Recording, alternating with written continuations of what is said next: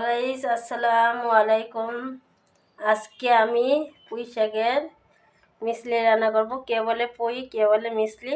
এই মিসলিটা আজকে রেসিপি করব।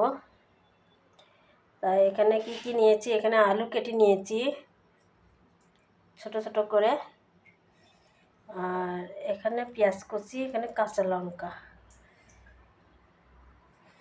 আজকে পুঁই শাকের মিসলি রেসিপি তৈরি হবে। প্রথমে কড়াইতে তেল দিয়ে দেবো, গোটা জিরে দিয়ে দেবো, পেঁয়াজ দিয়ে দেবো, কাঁচা ঝাল, লবণ,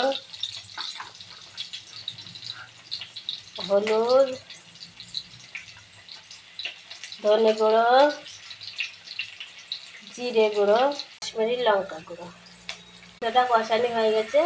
এবার এখানে পুঁই শাকের মিসলিটা আর আলুটা দিয়ে দেবো।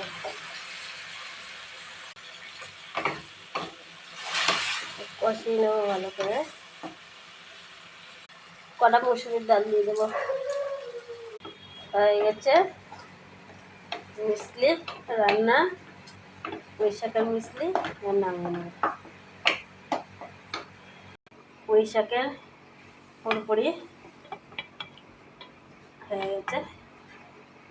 কেমন হলো কালার।